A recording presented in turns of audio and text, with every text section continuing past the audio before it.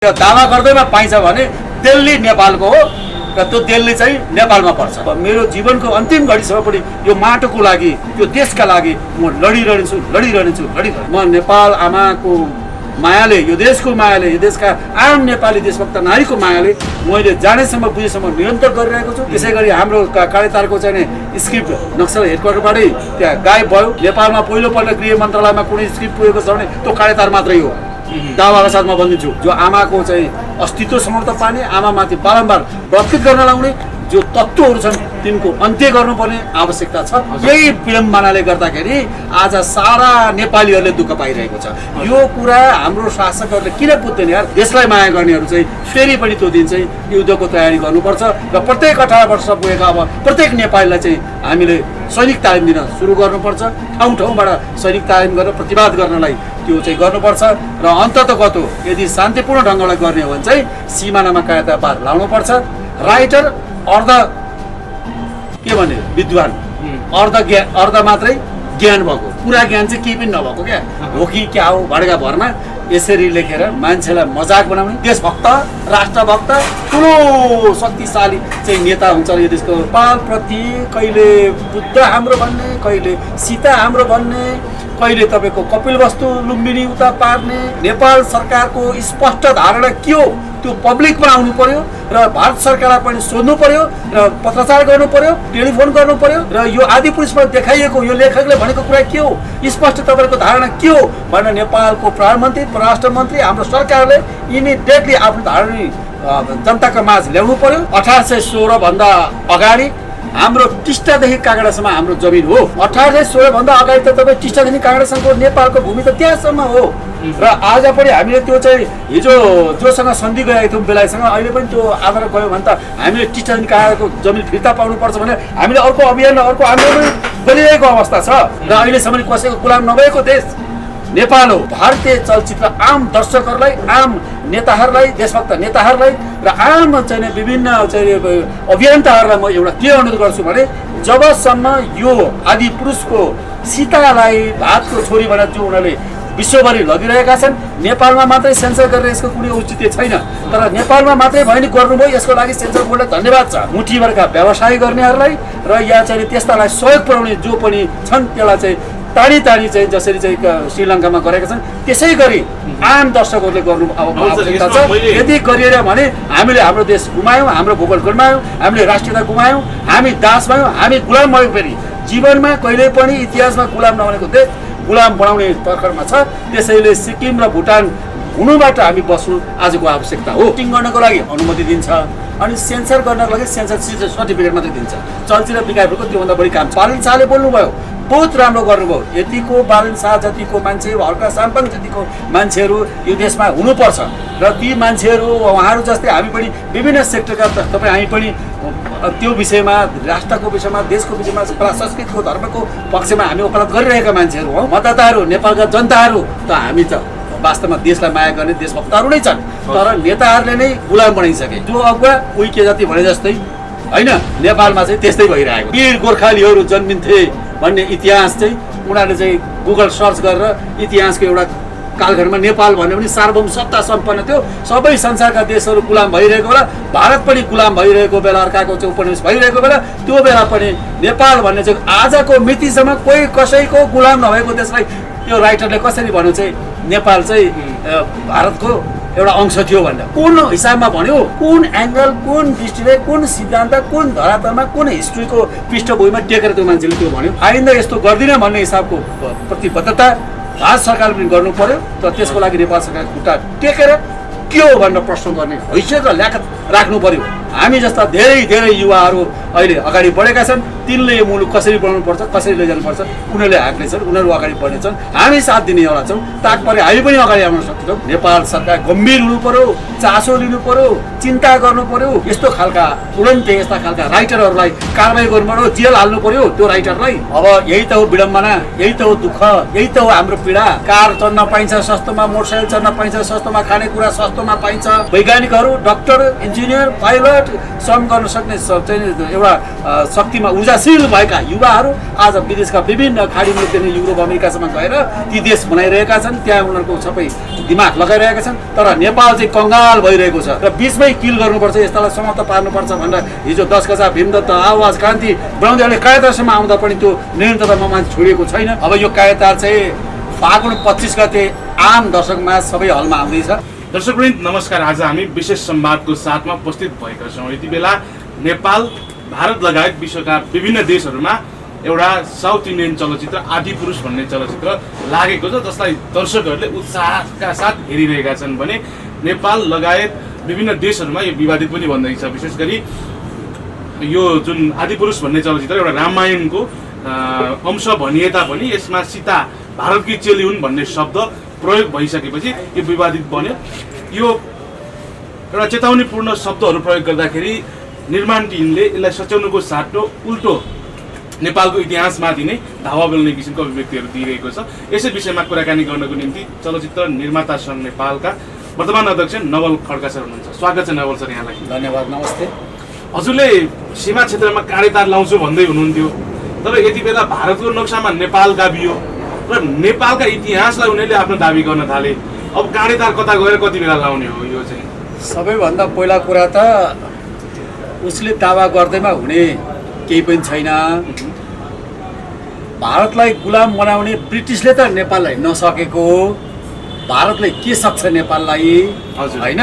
इतिहासको कालखण्ड पल्टाएर स्टडी गर्दा हुन्छ। र आज एउटा आदिपुरुष भन्ने चलचित्रमा जो उनले सीता हाम्रो राष्ट्रिय विभूतिलाई भातको भनेर उसले जुन चलचित्रमा देखायो, त्यो राइटर लेखकप्रति मलाई बडो दया लागेर आएको छ। हजुर, त्यो बौद्धिक स्तर चाहिँ उसको शून्य रहेछ क्या। साधारण अध्ययन पनि नभएको मान्छेले आदिपुरुष जस्तो चलचित्र कसरी लेख्यो र त्यो चिजलाई चाहिँ बनाउनुको निम्ति त्यहाँका निर्माताहरू निर्देशकहरू कसरी तयार भए, यो एउटा आफैमा चाहिँ मलाई चाहिँ हास्यास्पद र लज्जास्पद भइरहेको छ। कि आजको दिनमा तपाईँको पहिलाको कुरा गर्ने हो भने त तपाईँ यो पृथ्वीमा पानी मात्रै थियो। त्यसपछि यो देशमा चाहिँ पछि चाहिँ विभिन्न चाहिँ ठाउँहरूमा विभिन्न राज्य उपराज्य मान्छेले आफ्नो तरिकाले बनाउँदै गए। त्यो अवस्थामा तपाईँको चाहिँ त्यतिखेर मिथिला राज्य थियो। मिथिला राज्य भनेको चाहिँ तपाईँको त्यहाँको छोरी हुन् सीता माई, र त्यो मिथिला भनेको चाहिँ जनकपुर चाहिँ राजधानी हो र त्यो जनकपुर चाहिँ नेपालमा पर्छ अहिले र विगतमा पनि त्यही हो। र त्यो कुरालाई तथ्यलाई मोडेर आज त्यसरी चाहिँ नेपालप्रति कहिले बुद्ध हाम्रो भन्ने, कहिले सीता हाम्रो भन्ने, कहिले तपाईँको कपिलवस्तु लुम्बिनी उता पार्ने, कहिले चाहिँ तपाईँको चाहिँ 10 गजा बनाउँदै गर्दा 54 ठाउँमा मिचेको थियो, अहिले काँडेतार बनाउँदाखेरि सम्ममा एक ठाउँमा मिचिसक्यो। अहिले भर्खरै कपिलवस्तु र लुम्बिनी पनि उता हालिसकेपछि 74 ठाउँमा हाम्रो सीमा मिचिसक्यो। त्यस कारणले मैले भनिरहेको हो सिमानामा काँडेतार पार लगाउँ। र आजको दिनमा भुटानी शरणार्थीहरू जसरी चाहिँ आए र आज भुटानी शरणार्थीलाई यो देशका शासकहरूले, यो देश सञ्चालन गर्ने नेता अथवा मन्त्री, प्रधानमन्त्री, उप प्रधानमन्त्रीसम्मका मान्छेहरू अहिले फसेको देख्दाखेरि एउटा विश्वमै हामी लज्जित पर्नुपर्ने जो अवस्था सिर्जना भयो। यदि सिमानामा काँडेतार पार लगाएको हुन्थ्यो भने आज भुटानको जो शरणार्थी छ त्यो समस्या पनि आउँदैन थियो। र कोरोना महामारीले पनि तपाईँ हामीलाई सबैलाई थाहा छ सिमानामा काँडेतारको औचित्य, यसको आवश्यकता चाहिँ पुष्टि गरिरहेको छ। र अर्कोतिर तपाईँको चाहिँ सिमानामा काँडेतार पार लाउँदाखेरि आज यावत कुराहरू यो सांस्कृतिक रूपमा हुने अतिक्रमण, तपाईँको चाहिँ या तपाईँको चाहिँ भौगोलिक रूपमा चाहिँ जमिन मिच्ने जो दिन प्रतिदिन जो कामहरू भइरहेको छ, यी सारा कुराको निराकरण हो। यो कुराको औचित्य, यो कुराको आवश्यकता अझ झन्झन प्रष्ट हुँदै गइरहेको छ। र केही अहिलेको तत्कालमा केही मुठीभरका यहाँ लगानीकर्ताहरू जो चलचित्र विदेशी चलचित्र ल्याएर यहाँ नेपालमा जो खालको हाम्रो सांस्कृतिक रूपमै अथवा हाम्रो चाहिँ यस्तो एउटा राष्ट्रिय विभूतिमाथि पनि यस्तो प्रहार हुँदा पनि 2-4 पैसामा र्याल काटेर देशको अस्तित्व र देशको राष्ट्रियतालाई चाहिँ ध्वस्त बनाउने जो कामहरू गरिरहेको छ, यो एकदम निन्दनीय काम छ। यो चाहिँ तपाईँको चाहिँ एकदमै आपत्तिजनक कुरा छ। र अर्को कुरा के भने यस्तो कुरामा नेपाल सरकार यदि छ भने अब दलालहरूकै सरकार हो नि त, हामीले केही भन्नु छैन। तर नेपाली जनताले जिताएर पठाएका देशभक्त नेताहरू नेपाल र नेपालीका लागि काम गर्नको निम्ति सत्तामा पुगेका यदि चाहिँ सरकारका प्रतिनिधिहरू हुनुहुन्छ भने, मान्यज्यूहरू हुनुहुन्छ भने संसदमा बोलिदिनु पर्यो। मन्त्रीहरूले चाहिँ अब सञ्चार मन्त्री, परराष्ट्र मन्त्री, प्रधानमन्त्रीले भन्नु पर्यो। यसरी चाहिँ हुँदै नभएको कुरालाई कल्पित रूपमा जो आदिपुरुषमा देखाइएको छ, यो तुरन्त यसलाई चाहिँ बन्द गर्नु पर्यो यो चलचित्र। र विश्वभरि जुन हार्ड कपी हो त्यो हार्ड कपी चाहिँ आज विश्वभरि, अब हाम्रो त कति 2-3 करोड त छन् नेपाली भनेको, अब चाहिँ 1.35 करोडभन्दा बढी भारतमा जनसङ्ख्या छ, त्यहाँ माथि पनि विश्वभरि उनीहरूको फिल्म जान्छ। आज जसरी चाहिँ गलत तरिकाबाट सीता भारतकी छोरी हो भन्ने उनीहरूले सन्देश फैलाइरहेका छन्, यो सांस्कृतिक रूपमा हाम्रो चाहिँ प्रहार भइरहेको छ, हाम्रो राष्ट्रिय विभूतिमाथि प्रहार भइरहेको छ। नेपाल सरकार मुख दर्शक भएर बसिरहेको छ। खबरदार, यो काम तुरुन्तै बन्द गर्नु पर्यो। नेपाल सरकारको स्पष्ट धारणा के हो त्यो पब्लिकमा आउनु पर्यो र भारत सरकारलाई पनि सोध्नु पर्यो र पत्रचार गर्नु पर्यो, टेलिफोन गर्नु पर्यो र यो आदिपुरुषमा देखाइएको यो लेखकले भनेको कुरा के हो, स्पष्ट तपाईँको धारणा के हो भनेर नेपालको प्रधानमन्त्री, परराष्ट्र मन्त्री, हाम्रो सरकारले इमिडिएटली आफ्नो धारणा जनताका माझ ल्याउनु पर्यो र चाहिँ भारत सरकारसम्म यो कुराहरू चाहिँ के हो त भनेर चाहिँ उनीहरूसम्म राखेर यो कुरा सच्याउनको लागि, सुधार्नको निम्ति अनुरोध र अपिल गर्नु पर्यो। होइन भने अब उपरान्त नेपालमा कुनै पनि भारतीय चलचित्रहरू प्रदर्शनमा रोक लगाउनुपर्छ। जसरी बालन शाहले अहिले पछाडिपल्ट बोलिरहनु भएको छ नि, उहाँलाई सम्मान छ। नेपाली चलचित्र क्षेत्रमा लागेका सम्पूर्ण कला प्रेमीहरूको उहाँप्रति एकदम हार्दिक आभार पनि प्रकट गर्न चाहन्छौँ। उहाँ र उहाँका जस्तै केही मान्यहरूले, केही चाहिँ देशभक्तहरूले जुन तरिकाबाट यसलाई बोलिरहनु भएको छ, जुन तरिकाले चाहिँ आफ्नो राष्ट्रिय संस्कृति धर्मको संरक्षण प्रवर्धन गरिरहनु भएको छ, यो अतुल्य छ। यसको लागि हामी मुक्त कण्ठले प्रशंसा गर्न पनि चाहन्छु। एउटा भनाइ छ नि, तपाईँलाई एउटा भनाइ मात्रै राख्छु अनि तपाईँको के हो म त्यो सुन्छु। एउटा भनाइ के छ भने, जुन देशको धर्म, भाषा, संस्कृतिलाई समाप्त गरिसकेपछि त्यो देशको अस्तित्व समाप्त हुन्छ भन्ने जो एउटा भनाइ छ र त्यो एउटा चाहिँ प्र्याक्टिस छ, त्यही मुताबिक अहिले यो चाहिँ एकपछि अर्को यो आदिपुरुषसम्मको कडी त्यही हो र उनीहरूले यी सबै कुरा प्रहार गर्दै गर्दै यो देशको अस्तित्व समाप्त गर्नलाई उद्युक्त छन् र अगाडि बढेको छ। यो कुरा हामी समयमै सचेत भएनौँ भने र समयमै सिमानामा काँटा बार लगाएर यो मुलुक र यो माटो र यहाँका मान्छे जोगाइएन भने यो भोलिका दिनमा सिक्किम, भुटान जस्तै बन्ने अवस्थामा खतरामा छ, भइ नै सक्ने अवस्थामा अगाडि बढिरहेको छ। यसैले अहिले नै तपाईँ हामी सतर्क हुनु चाहिँ पर्छ र भारत भन्ने देश जतिखेर 1903 को कुरा गरिरहेछ, त्योभन्दा अगाडि तपाईँको चाहिँ 1816 भन्दा अगाडि हाम्रो टिस्टादेखि कागडासम्म हाम्रो जमिन हो। र यो जुन चलचित्रका लेखक हुनुहुन्छ उहाँले त 1904 भन्दा अगाडि त नेपाल पनि भारतै हो भन्नु उनीहरूले त दाबी नै गरे। यो सोच कस्तो चाहिँ अपरिपक्व, उसलाई त केही पनि तपाईँको चाहिँ अर्काको अथवा हिस्ट्री थाहा रहन्छ, त्यस्तो मान्छेले हिस्ट्रीको चाहिँ स्टोरी लेख्ने भनेपछि त यो चाहिँ अतम्ब हो। 1816 भन्दा अगाडि त तपाईँ टिस्टादेखि काँगडासम्मको नेपालको भूमि त त्यहाँसम्म हो र आज पनि हामीले त्यो चाहिँ हिजो जोसँग सन्धि गएका थियौँ बेलायतसँग, अहिले पनि त्यो आधार गयो भने त हामीले टिस्टादेखि काँगडाको जमिन फिर्ता पाउनुपर्छ भने हामीले अर्को अभियान र अर्को आन्दोलन गरिरहेको अवस्था छ होइन। त्यसैले यदि उनीहरू त त्यतिखेर त तपाईँको चाहिँ ब्रिटिस सरकारको चाहिँ गुलाम थिए, उनीहरू त उपनिवेश थियो उनीहरू त, र नेपाल अहिलेसम्म कसैको पनि गुलाम नबनेको उपनिवेश नभएको देश नेपाल मात्रै हो। हामी उनीहरू गुलाम हुँदाखेरि त्यतिखेरको अवस्थामा हामी विश्वमा सार्वभौम सत्ता सम्पन्न राष्ट्र भनेर नेपाललाई चिनिन्थ्यो र अहिलेसम्म कसैको गुलाम नभएको देश नेपाल हो।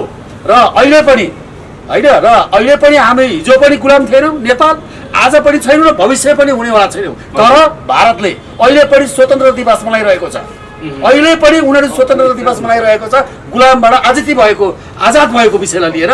अनि त्यस्तो गुलामको देशमा भएको मान्छेले गुलामी मनस्थिति बोकेर त्यो राइटरले चाहिँ हाम्रो देशको राष्ट्रिय गौरव, हाम्रो विभूतिमाथि यस्तो खालको तुच्छ चाहिँ तरिकाबाट चलचित्रमा राख्नु भनेको यो एकदमै निन्दनीय र एकदमै भर्सना योग्य विषय त्यो राइटरले चाहिँ लेखेका छन्। उनले सामाजिक सञ्जालबाट सम्पूर्ण चाहिँ त्यसको चाहिँ फिल्मका मेकिङका चाहिँ तर्फबाट माफी माग्नुपर्छ र त्यो सीतालाई जुन उनले चाहिँ त्यसरी दिने प्रस्तुत गरेको छ चलचित्रमा त्यो हटाउनुपर्छ र आम नेपालीको जो भावनामा चोट पुगेको छ त्यो चोट पुगेको कुरालाई उनले आम चाहिँ नेपालीहरूसँग उनले 10 हमला जोडेर हात जोडेर उनले माफ मागेपछि मात्रै हामीले त्यसपछि सोच्ने कुरा हुन्छ। अदरवाइज भारतीय चलचित्र आम दर्शकहरूलाई, आम नेताहरूलाई, देशभक्त नेताहरूलाई र आम चाहिँ विभिन्न चाहिँ अभियन्ताहरूलाई म एउटा के अनुरोध गर्छु भने जबसम्म यो आदिपुरुषको सीतालाई भातको छोरी भनेर जो उनीहरूले विश्वभरि लगिरहेका छन्, नेपालमा मात्रै सेन्सर गरेर यसको कुनै औचित्य छैन। तर नेपालमा मात्रै भयो नि गर्नुभयो, यसको लागि सेन्सर बोर्डलाई धन्यवाद छ। तथापि यो नेपालको विषय भएन। तर नेपालको सेन्सर बोर्डले पनि के गर्नु पर्थ्यो भने उहाँहरूले पनि पहिला मास्टर कपीमा सच्याउनुहोस् अनि मात्रै नेपालमा सेन्सर गर्छु भन्नु पर्थ्यो। उहाँहरू त्यहाँ चुक्नुभयो, सायद त्यो विवेक पुगेन होला। तथापि अहिले पनि हाम्रो सरकार छ भने त्यसले चाहिँ भारतको सरकारलाई भन्नु पर्यो र त्यो सेन्सर बोर्डले पनि माफी माग्नु पर्यो इन्डियाको, र त्यो चाहिँ राइटरले पनि माफी मागेर यो चाहिँ सच्याउनु पर्यो। यदि सच्याउँदैन भने नेपालभित्र कुनै पनि विदेशी फिल्म ल्याउनलाई प्रतिबन्ध लाउनुपर्छ, रोक लाउनुपर्छ। र सँगसँगै के हो त भन्दाखेरि यदि जबरजस्त कुनै मुनाफाखोरहरूले केही 2-4 पैसामा रियल काट्नेहरूले फेरि चलचित्र ल्याउने र प्रदर्शन गर्ने र हाम्रा चाहिँ केही बिचौलियाहरूलाई, प्रशासनका बिचौलियाहरूले केही नेताहरूलाई प्रयोग गरेर फेरि पनि बारम्बार यो आमामाथि चाहिँ यो बलात्कार गर्ने, आमामाथि चाहिँ बारम्बार चाहिँ यो चाहिँ जुन खालको चाहिँ दुःख पीडा र जुन चाहिँ यातना दिने कामहरू भएको छ, यसको चाहिँ पाइ छानी ती मान्छेको श्रीलङ्कामा जस्तै ती फटाहरूलाई, ती चाहिँ मुठीभरका व्यवसाय गर्नेहरूलाई र या चाहिँ त्यस्तालाई सहयोग पुर्याउने जो पनि छन् त्यसलाई चाहिँ टाढी चाहिँ जसरी चाहिँ श्रीलङ्कामा गरेका छन् त्यसै गरी आम दर्शकहरूले गर्नु अब आवश्यकता छ। यदि गरिएन भने हामीले हाम्रो देश गुमायौँ, हाम्रो भूगोल गुमायौँ, हामीले राष्ट्रियता गुमायौँ, हामी दास भयौँ, हामी गुलाम भयौँ। फेरि जीवनमा कहिले पनि इतिहासमा गुलाम नबनेको देश गुलाम बनाउने तर्खरमा छ। त्यसैले सिक्किम र भुटान हुनुबाट हामी बस्नु आजको आवश्यकता हो। मैले नबुझेको कुरा के नभन्छ, हजुर, नेपालमा चलचित्र विकास बोर्ड छ जो चाहिँ सिधै सरकारसँग जोडिएको छ, सरकारको एउटा मन्त्रालयसँग जोडिएको छ जसले फिल्म सेन्सर गर्छ। चलचित्र सेन्सर गर्दाखेरि याद गरिएन कि के हो, नेपालको एउटा ऐतिहासिक फिल्म बन्दै गर्दा, धार्मिक फिल्म बन्दै गर्दा एउटा धार्मिक कुरालाई नै, धार्मिक इतिहासलाई नै बङ्ग्याउने गरी यो गर्दै गर्दा पनि सरकार पनि मौन रह्यो। चलचित्र विकास बोर्डको जो सेन्सर बोर्डले पनि त्यो ट्रेस गरेन र हलवालाहरूले पनि रोक्न चाहेनन् यो फिल्म। अब बालन शाहले त लेखिसकेका थिए काठमाडौँ महानगरभित्र हामी चल्न दिँदैनौँ भन्न भनेका थिए, तर काठमाडौँ महानगरभित्रकै हलहरूमा फिल्महरू चलिराखेको भेटाइयो। के किन हो सर यो नेपालका मान्छेहरूलाई आफ्नै धर्म, आफ्नै संस्कृति, आफ्नै इतिहासप्रति प्रेम माया नभएको हो कि के हो जस्तो लाग्छ तपाईँलाई? खास गरेर चलचित्र विकास बोर्डको चाहिँ सेन्सरले गर्दैन, उसले मात्रै के गर्छ भने फिल्मलाई सुटिङ गर्नको लागि अनुमति दिन्छ अनि सेन्सर गर्नको लागि सेन्सर सर्टिफिकेट मात्रै दिन्छ। चलचित्र विकास बोर्डको त्योभन्दा बढी काम छैन, किनभने ऊ आफैमा अधिकार सम्पन्न छैन, स्वायत्तता छैन। त्यस कारणले चलचित्र विकास बोर्डलाई स्वायत्तता प्रदान गर सरकार भनेको आज तपाईँको चाहिँ कति वर्ष भइसक्यो भएको छैन। 2026 सालको ऐन नीतिले आज चलचित्र विकास महेन्द्रले बनाइदिएको ऐनमा चलिरहेको छ। गणतन्त्रमा आइसक्यो, हामी पञ्चायतकालको कानुनमा चलिरहेको अवस्था छ। चलचित्र विकास बोर्ड हेर्नुहोस्, चलचित्र उद्योग। अर्को कुरा के रह्यो भन्दाखेरि सेन्सर बोर्ड आयो। सेन्सर बोर्ड भनेको चाहिँ सञ्चार मन्त्रालयको सहसचिवको नेतृत्वमा, अध्यक्षतामा त्यहाँ चाहिँ गृहको, परराष्ट्रको, कानुनको आवश्यकता अनुसार त्यहाँ चाहिँ अधिकृतहरू, सहसचिवहरू, उपसचिवहरूको एउटा बोर्ड हुन्छ। त्यो बोर्डले हेर्ने हो र त्यो बोर्डले पनि अब कति कुराहरू त त्यति भए पनि गर्यो, मैले अघि पनि भने स्याबास छ।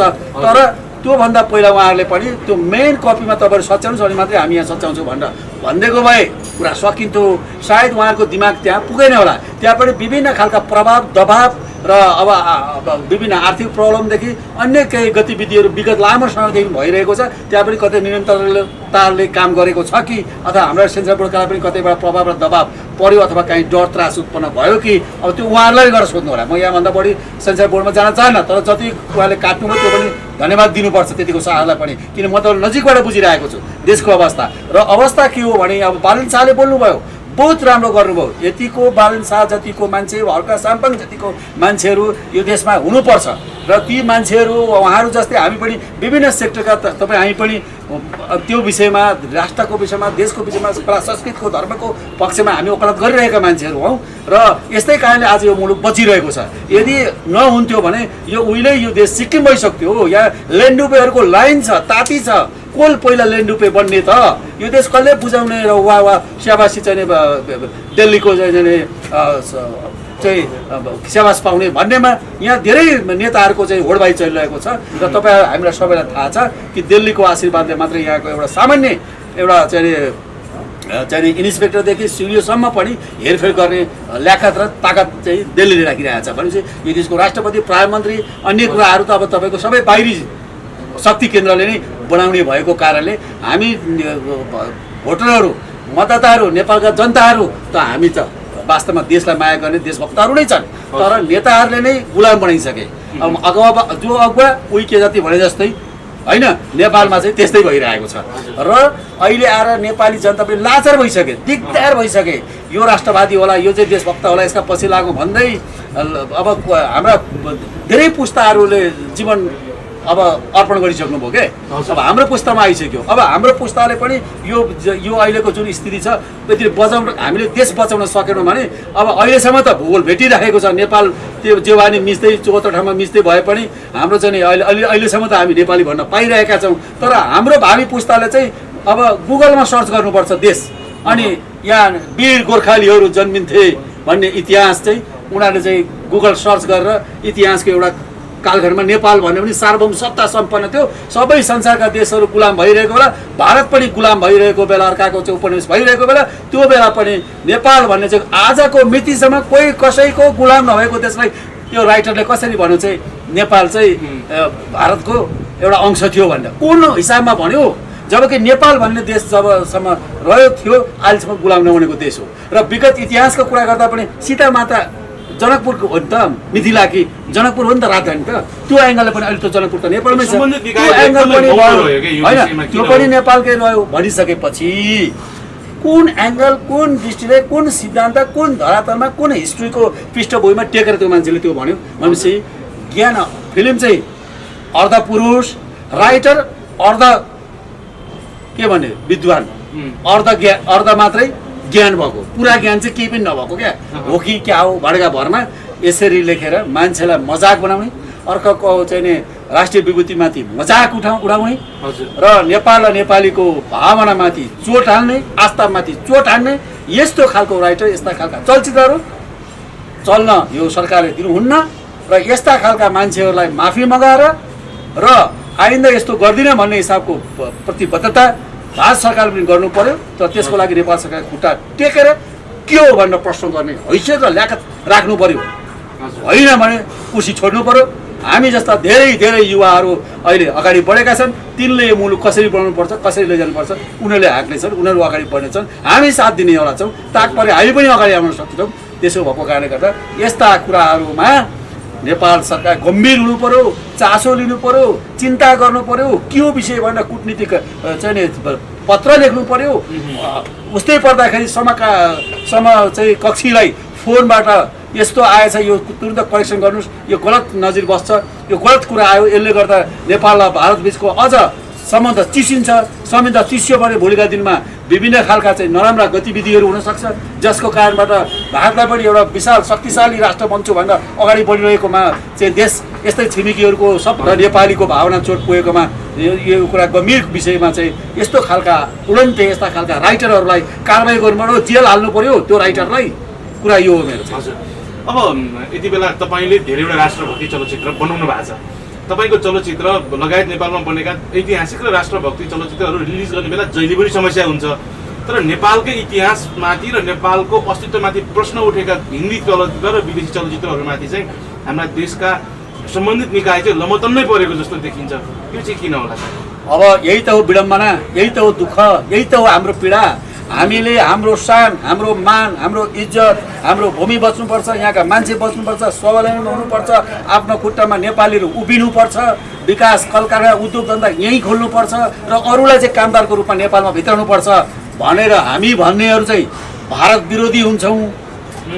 अनि भारतमा चाहिँ हाम्रो चाहिँ यो देश गाभियो भने त कार चढ्न पाइन्छ सस्तोमा, मोटरसाइकल चढ्न पाइन्छ सस्तोमा, खानेकुरा सस्तोमा पाइन्छ, यस्तो आदि इत्यादि गरेर चाहिँ कोसी बुझाउने, गण्डकी बुझाउने, खोला नाला बुझाउने, गिटी बालुवा रुखपात हाम्रा सबै वन जङ्गल बुझाउने चाहिँ यहाँ देशभक्त राष्ट्रभक्त ठुलो शक्तिशाली चाहिँ नेता हुन्छ यो देशको प्रधानमन्त्री, राष्ट्रपति, मन्त्रीहरू भन्छ। यही विडम्बनाले गर्दाखेरि आज सारा नेपालीहरूले दुःख पाइरहेको छ। यो कुरा हाम्रो शासकहरूले किन बुझ्दैन यार? जनताको मतले जितिसकेपछि त जनताको चाहिँ चाहना र भावनाअनुसार अगाडि बढ्नुपर्ने ठाउँमा यहाँ चाहिँ विदेशी शक्तिको आड र भरोसामाथि विश्वास गर्दा आज नेपालीहरू दिन प्रतिदिन युवाहरू पलायन हुनु परेको छ।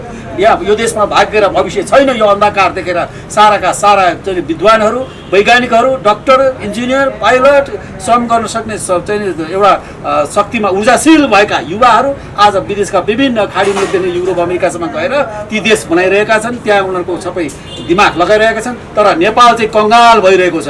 र यस्तो अवस्था जहाँ चाहिँ श्रीलङ्का अस्ति जसरी आर्थिक रूपले अर्थतन्त्र डामाडोल भएको थियो र त्यस्तै अवस्थामा हामी पुगिरहेका छौँ। अब केही दिनपछि यहाँका नेताहरू, यहाँका यस्तै खालका चाहिँ गद्दारहरू जो राष्ट्रलाई चाहिँ देशलाई चाहिँ बर्बाद पार्नेहरू, मुठीभरका यो मुनाफाखोरहरू जसले चाहिँ नि हाम्रो चाहिँ नि स्वार्थका निम्ति आफ्नो दुई पैसा फाइदाका निम्ति जो आमाको चाहिँ अस्तित्वसम्म त पार्ने, आमामाथि बारम्बार बत्कित गर्न लाउने जो तत्त्वहरू छन् तिनको अन्त्य गर्नुपर्ने आवश्यकता छ। यदि त्यसो गरिएन भने हामीले चाहिँ अब फेरि पहिला जसरी पुर्खाहरूले हाम्रा सीमा कायम गर्नको निम्ति, यो राष्ट्र बचाउनको निम्ति जसरी खुट्टा तरवारहरू, खुडाहरू, खुकुरीहरू जसरी चम्काउँदै अगाडि बढ्नु भएको थियो, अमरसिंह, भक्ति थापा, बलभद्र कुँवरहरू लगायत विभिन्न जनजातिहरू जसरी अगाडि बढेका थिए, अब सारा सबै जनजातिहरू, सबै आदिवासीहरू र यहाँ रहेका हामी तमाम सबै खसारीहरू, अब यो देशलाई माया गर्नेहरू चाहिँ फेरि पनि त्यो दिन चाहिँ